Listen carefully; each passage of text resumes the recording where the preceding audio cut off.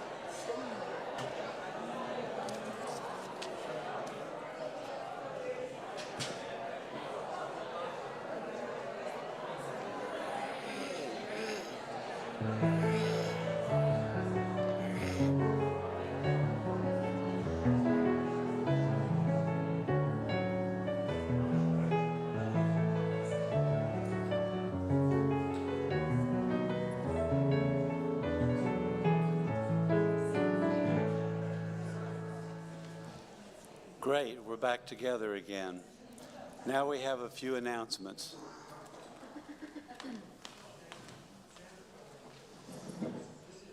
Good morning. We have a few announcements this morning. First of all, I'd like to make sure that I've communicated fully about when I will be gone in the new year. We've decided to scrap the full second half of my sabbatical, and instead I'll be gone for a month here and a month there. 1 month in the coming of the year in early January and February, and then 1 month later in the summer. I will be preaching January 5th, and then I will be doing Spanish language intensives until February 6th. I'm going for 50% comprehension. Yeah. I'll be back in the pulpit February 9th, and in the meantime, Reverend Peter Lucky and Naya Lisa Cuevas will be looking after the church. And now a few messages from Jen.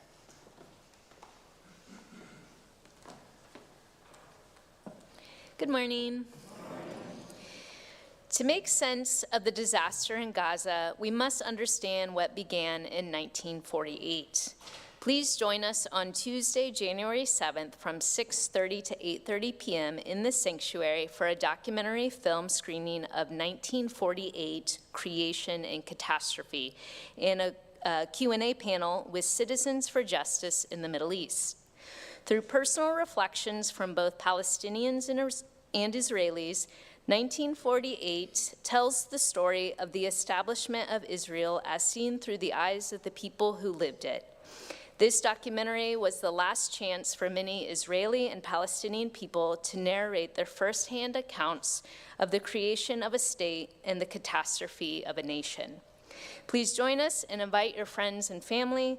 There will be appetizers before the film starting at 6 p.m. You can RSVP through our newsletter or on Realm. That'll give us an idea of how much food to prepare. Also, we are excited to announce the creation of a Women in Femmes group at SMUUCh. This group is a trans-inclusive space for building friendships, learning ancient and modern feminine history, creating art and spiritual practices, healing from oppressive systems and institutions, empowerment, and maybe some drumming. Our first meeting will take place on Sunday, January 12th at 11:45 in the multipurpose room. We will discuss future meeting dates and times and organize activities and discussion topics. Be sure to come with some ideas. And now an announcement from Zoloft and XLax. They have returned for an update.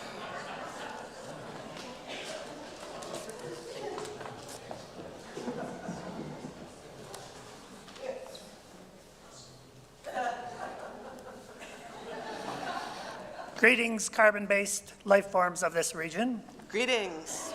Our appearance has changed as we slowly take human form. Soon we will be free to walk undetected among you. We have returned with an update on the potentially planet-saving auction planned for your Earth next month. XLax, how many items have been submitted for the auction by means of the online form? 4. Ooh, excellent, 4,000.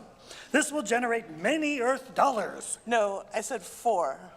Oh, well, I guess 400 may prove sufficient. Nope, I said 4. Yes, 4. Ah! Unacceptable! Danger, Will Robinson! Unacceptable! And 3 of them are from you. What? We must have more! We must have more! Even that Romulan waffle maker I submitted, though it is worth many Earth dollars, will not be enough. Yes, and don't forget, anyone using the Romulan waffle maker disintegrates when the cooking cycle is complete. XLax, enough.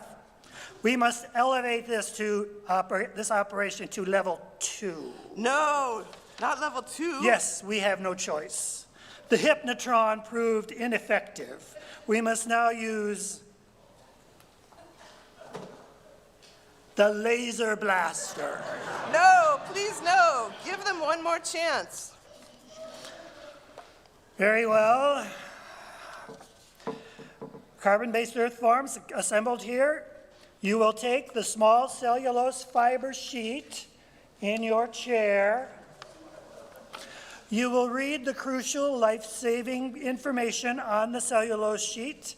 You will use the hyperlink or QR code on the cellulose sheet to submit your items, events, and services to the auction, or don't make me use my laser blaster. We will be back.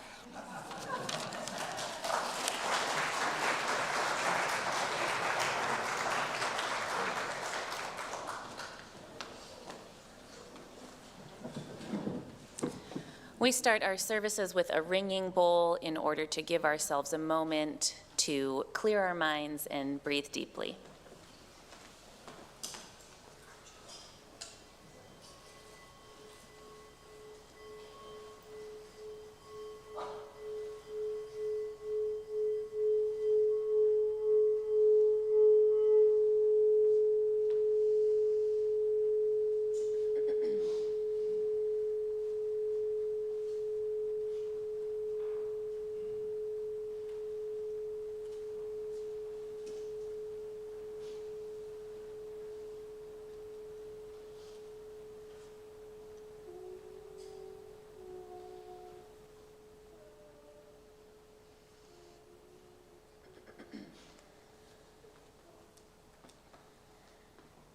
Our opening words today come from Mark Stringer.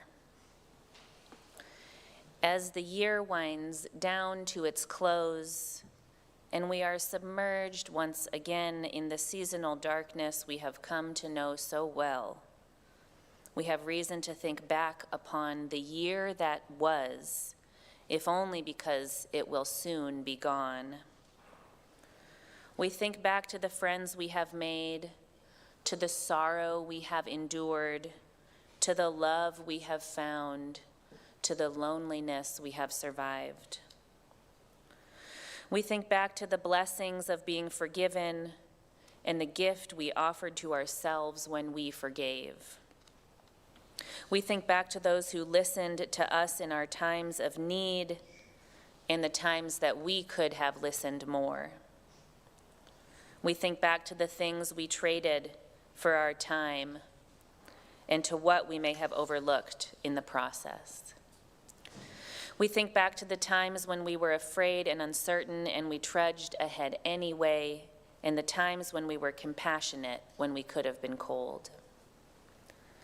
In this season of still growing light, may we see more clearly against the dark backdrop of our living the true light of our lives, the love we give to others and the peace we nurture in ourselves.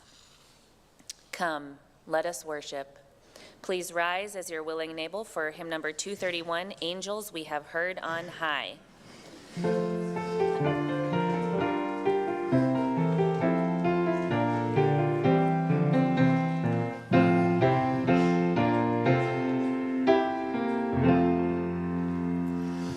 Angels we have heard on high, sweetly singing o'er the plains, and the mountains in reply, echoing their joyous strains.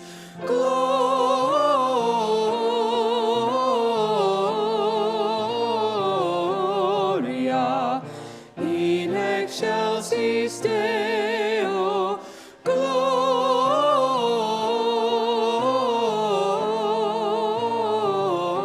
Gloria in excelsis Deo. Shepherds, why this jubilee?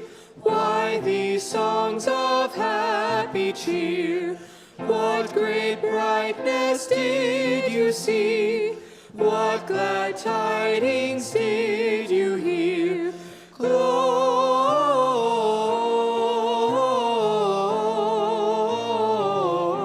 Gloria in excelsis Deo.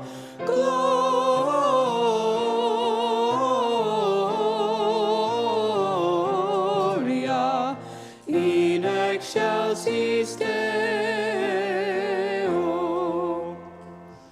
See him in a manger laid, whom the angels praise above. earth lend your aid, while we raise our hearts in love.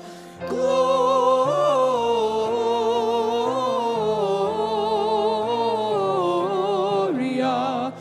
in excelsis Deo. Gloria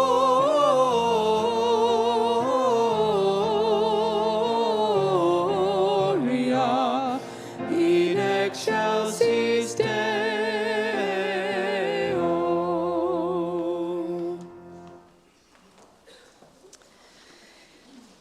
We cannot know what all the year may bring, and would we heed the prophecy if we could? Bright flame, awake, send forth your shining light beyond this year into the many coming.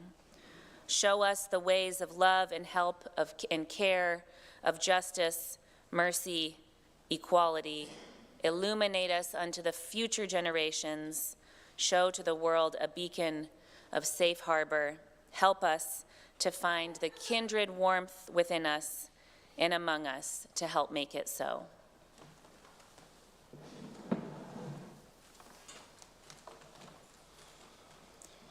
As Niels comes forward to light our chalice, we invite you to join us as we recite our covenant.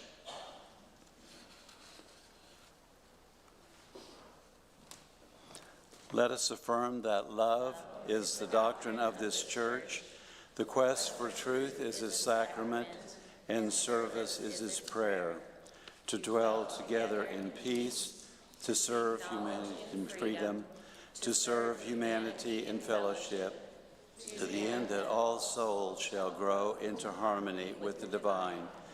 Thus do we covenant with one another.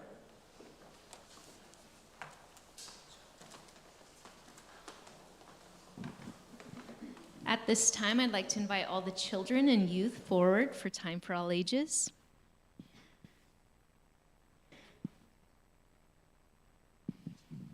Welcome. Hi, Norman. Hi, Joy. Hello. Hi, Nina.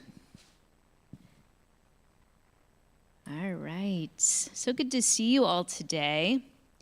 Last week, we spent some time in the realm of darkness, a beautiful cave, and we discussed some of the wonderful gifts that are found in darkness. You guys named animals, mushrooms, and also gifts like darkness provides us time for dreaming and rest and renewal. Yes, and it was a part of the pageant, which was beautiful. Yesterday, I spent most of my day removing crabgrass and exposing the soil for native seeds. Even though this time of year when it is cold and dark, it's a wonderful time for planting seeds like this giant acorn. Look how beautiful this thing is. Did you know that a lot of native seeds need 60 days of cold and darkness to germinate in the spring? Who can tell me what it means to germinate? Yes, Ellie? To get the growth started. All seeds carry everything they need to begin growing. So germination is that period when the roots and the stem and the leaves emerge forth from the seed. This amazing process got me thinking about the upcoming new year and what new ideas, creations, and relationships we would like to grow this coming year. Can you all think of something that you're looking forward to growing in the upcoming year? Maybe it's something you want to learn how to do or create or a relationship. Yes. You want to grow blackberries? That sounds delicious. Yes. Career skills. All right. Anything in particular? I don't know. Just Work with people. That is a great skill to grow. What else would you all like to learn or learn how to do? Yes. Oh, work on piano and get far on that. Yes. Yeah, Norman. No native plants. All right. We'll have to get together because I enjoy that too. All right, those are wonderful things to learn and grow. I would like us all to take a minute to reflect on the new ideas, creations, and relationships we would like to grow this year. All right, if you would, let us all close our eyes and imagine we are inside our dark, warm bodies. It's squishy in here. Looks kind of gross. Think about where you are in your body. Maybe you find yourself in the dark space of your head or the dark chambers of your heart. Take a few breaths as you imagine this dark space in your body.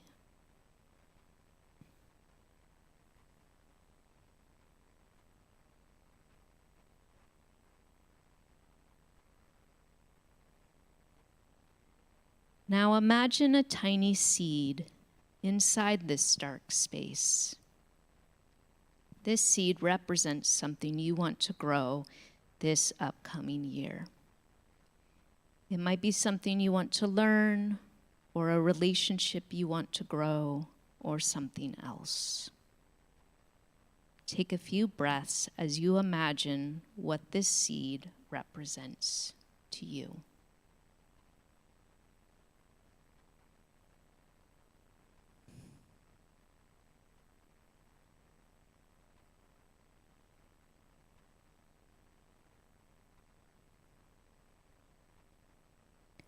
As we enter the new year in this dark season, hold that seed close and nurture it. You may open your eyes. Thank you all for imagining with me. I can't wait to see all the beautiful ideas, creations, and relationships that emerge this spring. Thank you. All right, now please join us as we sing the children to their classes.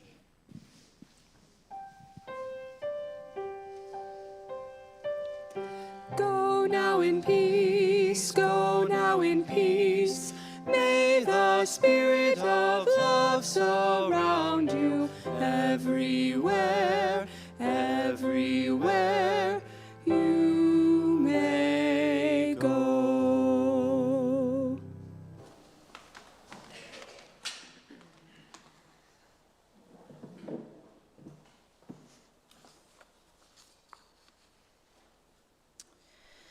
This week, in place of our themed reflection on the topic of presence, I bring you a short piece written by Robert Walsh from his book, Noisy Stones, a Meditation Manual. I knew a man who printed on his stationery this proverb: nothing is settled, everything matters. It established a certain ambiance for reading his letters, as if to say, what you are about to read is to be taken seriously, but is not final. Nothing is settled, everything matters. I remember him and his proverbs sometimes, especially when it seems impossible to change the world or myself in any significant way. Times like the beginnings of new years. Sorry, Jim, I say to him in my head, it's not true that nothing is settled. In the past year, choices have been made, losses have been suffered, there has been growth and decay, there have been commitments and betrayals. None of that can be undone. A year ago, no one knew whether during this year one person would become pregnant, another would get cancer, another would take a new job, another would have an accident, and now it is settled. One day this year, I was present just when someone needed me. Another day, I was busy doing something else when I was needed. One day, I said something to a friend that injured our relationship. One day I said something that enabled a person to see life in a new way. The best and the worst of these days is now written. All of my tears, my joy or sorrow, cannot erase it. If I stay with my meditation long enough, the reply comes, "Robbie," says Jim, "you have misunderstood the proverb.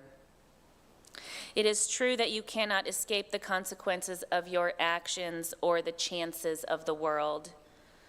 But what is not settled is how the story turns out.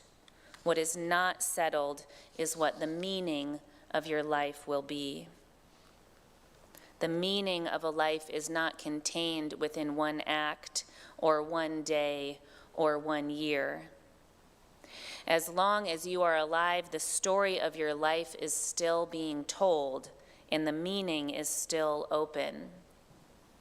As long as there is life in the world, the story of the world is still being told. What's done is done, but nothing is settled. And if nothing is settled, then everything matters.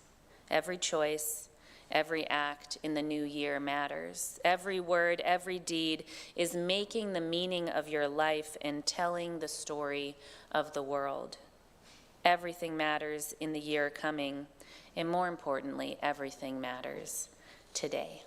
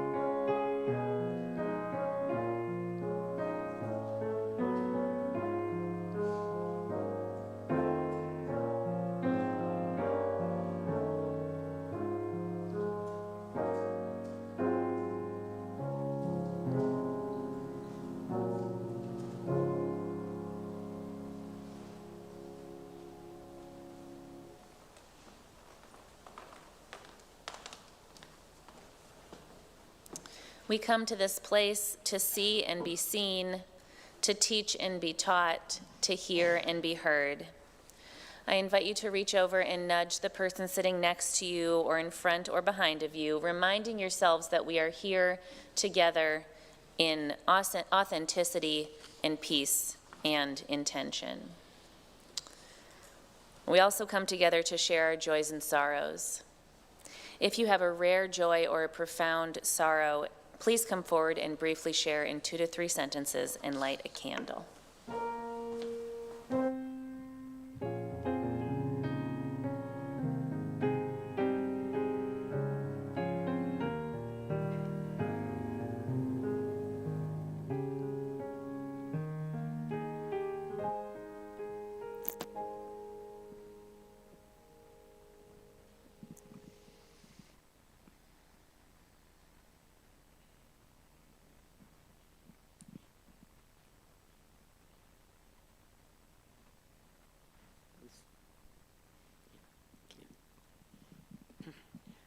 Hi, I'm Barbara Shepard, and I'd like to light 2 candles today.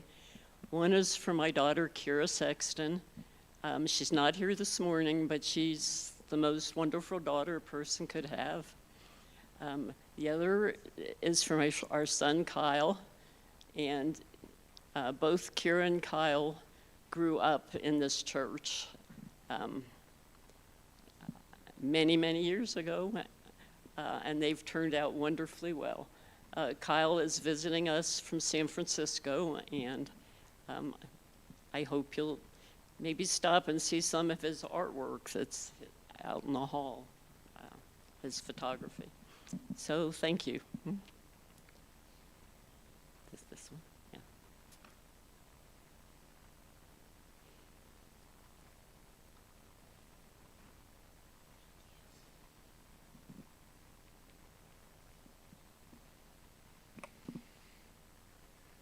Good morning. I'm Betsy Edmonds. I'm lighting a candle of remembrance. This is for my father, who passed away 57 years ago tomorrow, unexpectedly.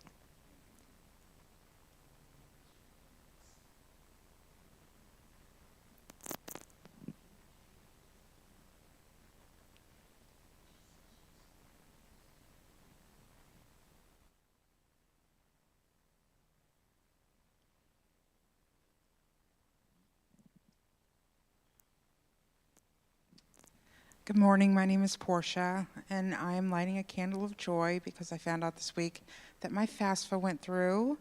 So after 30 years, I am going to be a student again. Very excited.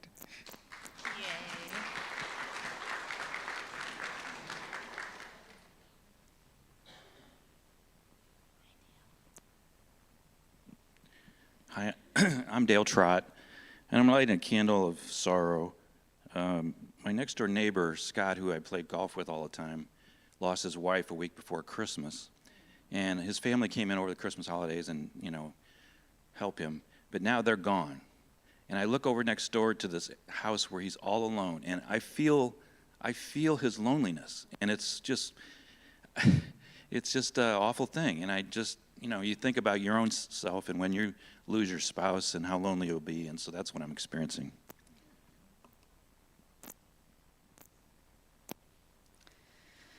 I light the remaining candles for all the joys and sorrows that remain unspoken in the silent sanctuaries of our hearts. Please sing with me.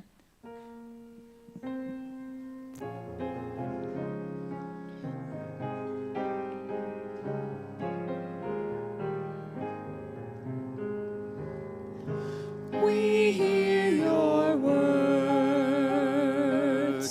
We witness your life in all of its heaviness, in all of its brilliance, and we carry your joys and sorrows in a shared heart.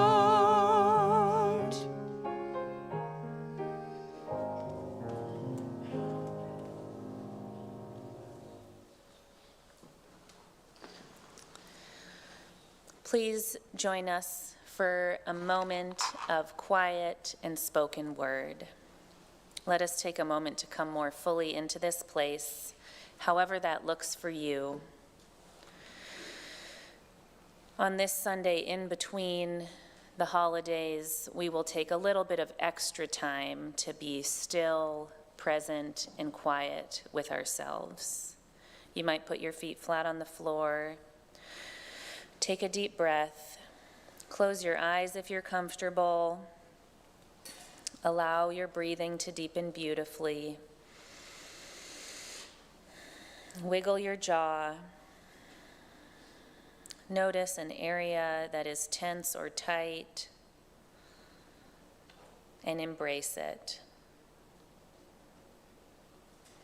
Let the bustle of all that has happened in the last week melt away. And let us come into a space of patient waiting.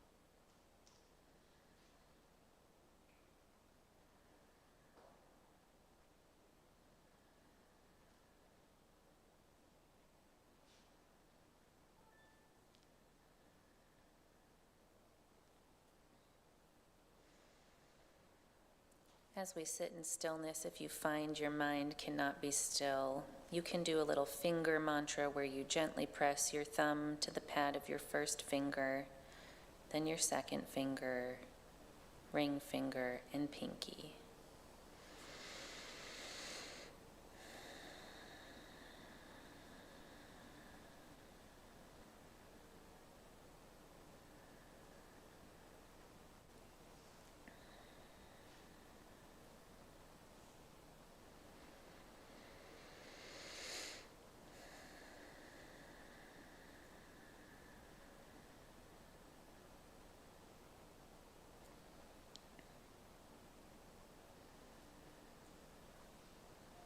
As we sit in stillness, I invite you to let go of what you're waiting for.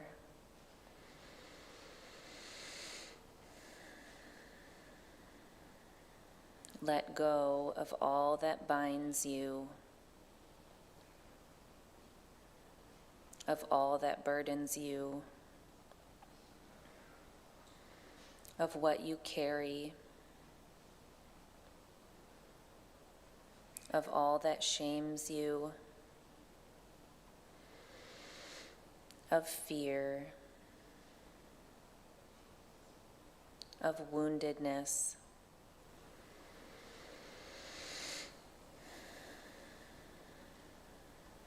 let go of guilt, let go of anger, let go of ways of being that no longer work for you, of compulsions that consume your living.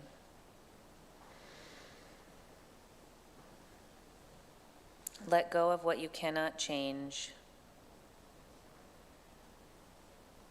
Let go of regret. Let go of pain. Let go of failures. Let go.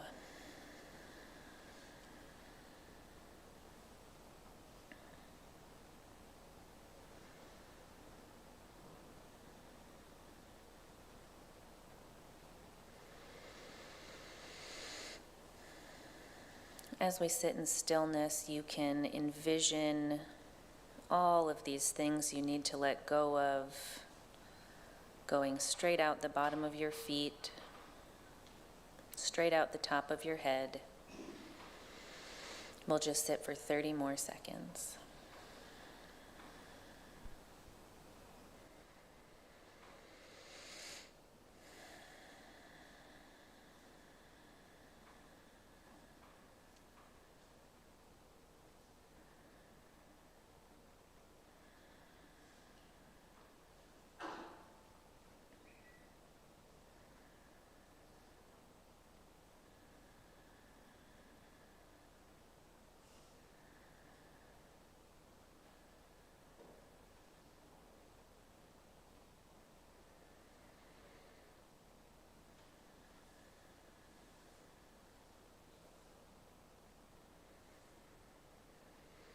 And then to close, let us do a great collective sigh. Breathing in.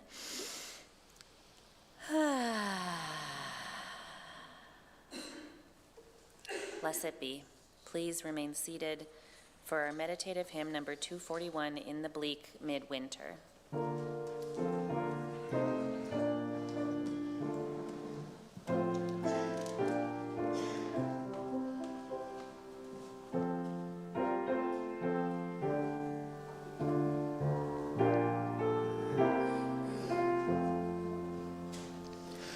In the bleak midwinter,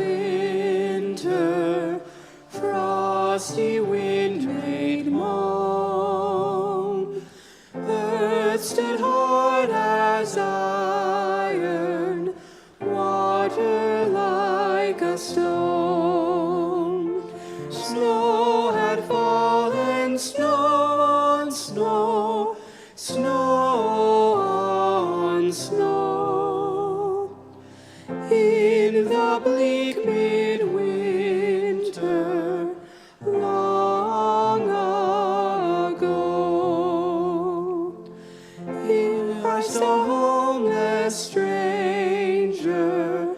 So the Gospels say, cradled in a manger and a bed of hay. In the bleak midwinter, stable place sufficed, Mary and her baby, Jesus Christ. Once more child and mother weave their magic spell, touching hearts with wonder, words can never tell. In the bleak midwinter, in this world of pain, where our hearts are open, love is born again.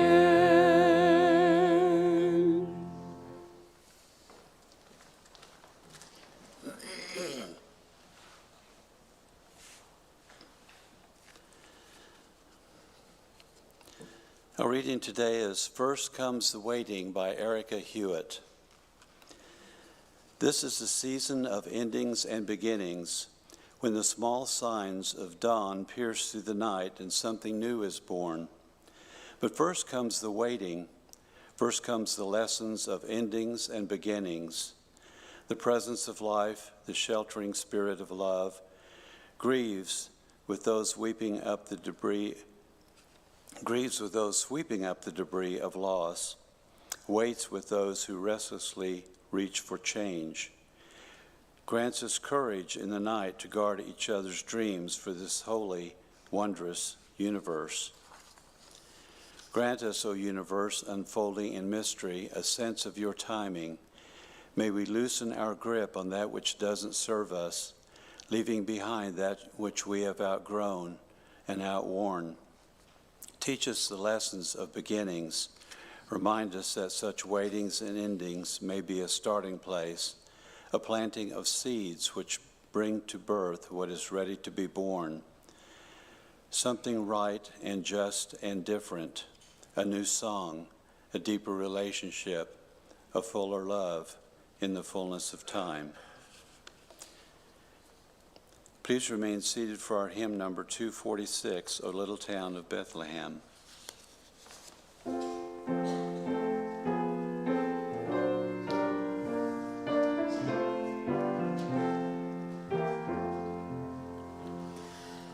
O little town of Bethlehem, how still we see thee lie above thy deep and dreamless sleep.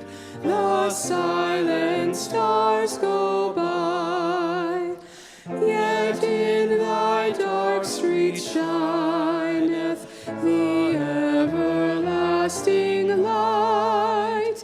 The hopes and fears of all the years are met in thee tonight. For Christ is born of Mary and gathered all above. While mortals sleep, the angels keep their watch of wandering love. O morning stars together proclaim the holy birth. Let praises ring from God, they bring goodwill to all on earth.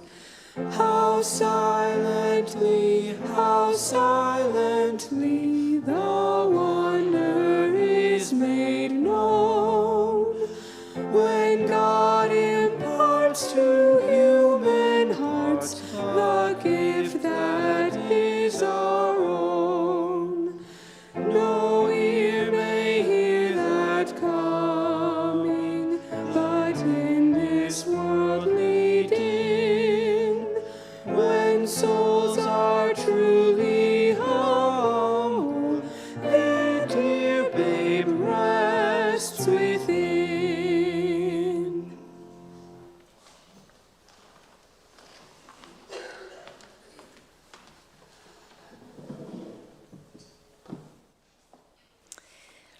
10 years ago, in the bleak midwinter of this week, in between Christmas and New Year's, I waited for the news. I was in my parents' house where I grew up, shuddered from the cold winter air, and as each day passed through the holidays, we as a family woke up and wondered, is this the day? For my sibling's wife was 9.5 months pregnant, and with each morning and afternoon, I waited to receive the news that labor had begun and my niece would be born. Finally, my mom knocked on my door and said, "I want to share something with you in the kitchen." I leapt up, and together we quickly descended the stairs in excitement and joy where my dad would be waiting to celebrate. When we got to the kitchen, it was just me and my mom, who pulled out a strange, flat container and explained to me that she brought me downstairs because she wanted me to see how she sprouted the mung beans.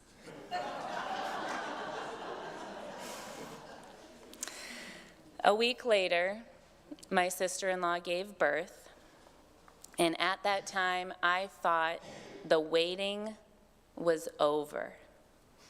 But now I understand that the waiting and the expectations had only begun.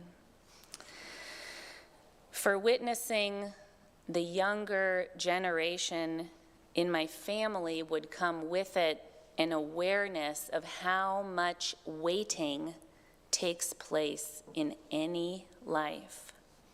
The true pace at which life unfolds, how things happen in the long fullness of time, how people become and transform in and out of their truest selves over and over, waiting throughout the process.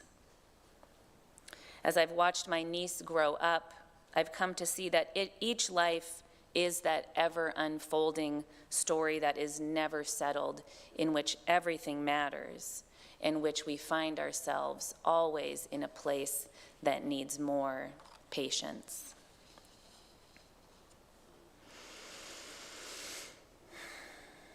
One of my core beliefs is that we live our lives basically rich. And yet we so often get caught in this race towards the next moment. We so badly want to know how things are going to turn out, how each drama will resolve. And thus, rarely do we touch into the power of simply being patient, of relishing the waiting that is so much of our lives. The peace it truly takes to be present to ourselves as our lives pass. It takes a lot to be patient, to allow the story to continue beyond even that satisfactory resolution of the baby being born, of the mung beans finally sprouting. But time isn't always linear like that and clock-like. We're not always on what is called chronos time. Chronos was or I guess is, the Greek demigod of chronological time, in which minute after minute comes in a regular, measurable, logical march.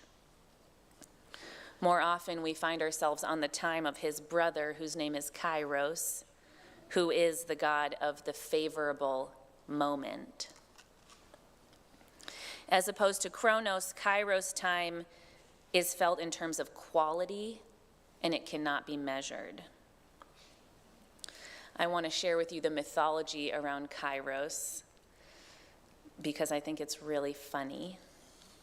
He's imagined as a bald man who has a tiny little forelock of hair right here, and he has little wings that are very mighty, And the idea is that when he comes in front of you, you need to seize God by the forelock, and if you miss, he's gone. I think this is not only very silly, but it reminds us that all things will unfold and pass us by in their own time, and that if we move too soon, or if we miss the moment, then we will have to hope there is another chance for us to find that patience, that waiting space that life is so rich in, where we look around and we could grab that little moment by the forelock, where we could truly appreciate that we live our lives basically rich, and that one of our greatest luxuries is time and our freedom in it. Therefore, let us take this special Sunday between solstice, Hanukkah, Christmas, and the new year in this bleak midwinter to let time take on a little bit of a different quality, to stop rushing so much to the next thing and instead relish in the waiting, knowing that the story will pick up again very soon. Let us let go of what this coming year could bring us, as we cannot know now. Let us take a moment now to sit in quiet and peace before we receive the offering.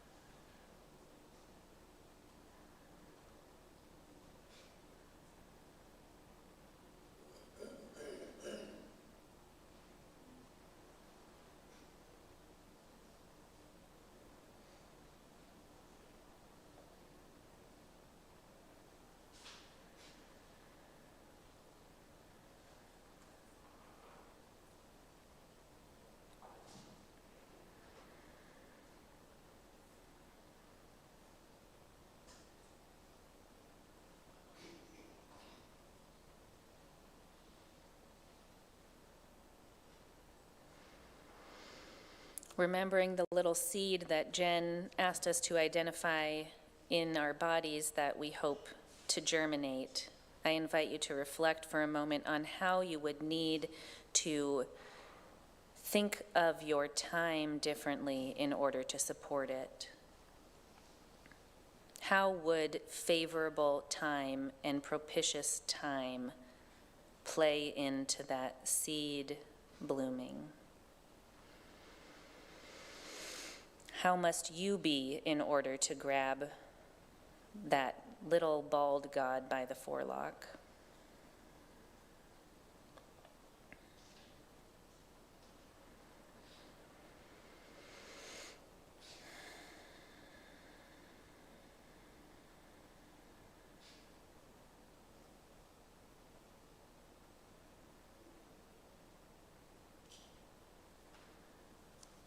And in closing, I invite you to reflect on what it would be like if in your waiting, you knew that you were waiting for something beautiful to blossom.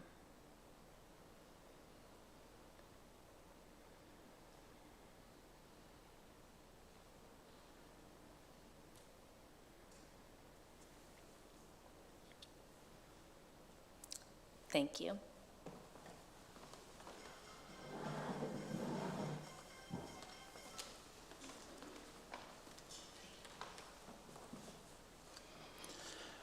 The work of the church depends on us, our generosity of time, wisdom, and financial resources. We invite you to give generously to support the ongoing work of the church. The offering will now be given and received in grateful appreciation of our shared values.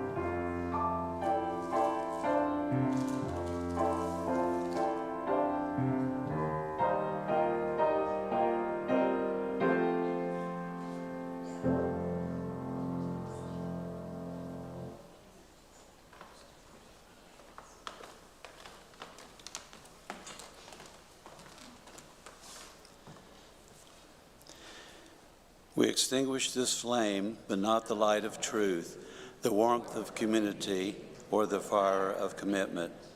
These we carry in our hearts until we are together again. Please rise as you are willing and able for our closing hymn, number 245, Joy to the World.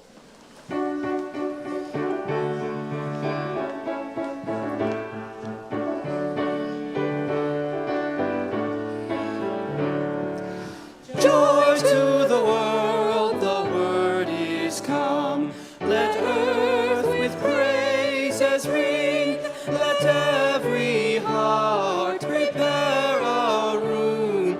And heaven and nature sing. And heaven and nature sing. And heaven and nature sing.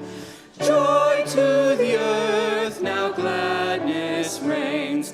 Let hearts their songs employ, while fields and floods, rocks, hills, and plains repeat the sounding joy, repeat the sounding joy, repeat, repeat the sounding joy.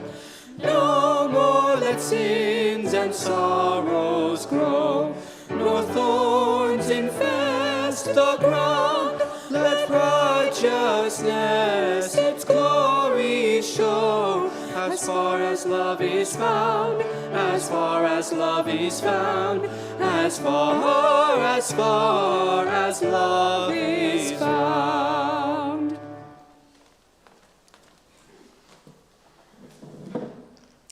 This week, I invite you to find some contemplative, restful time to just allow yourself to get comfortable as you wait for all the beauty and goodness that will come in the new year. Go in peace.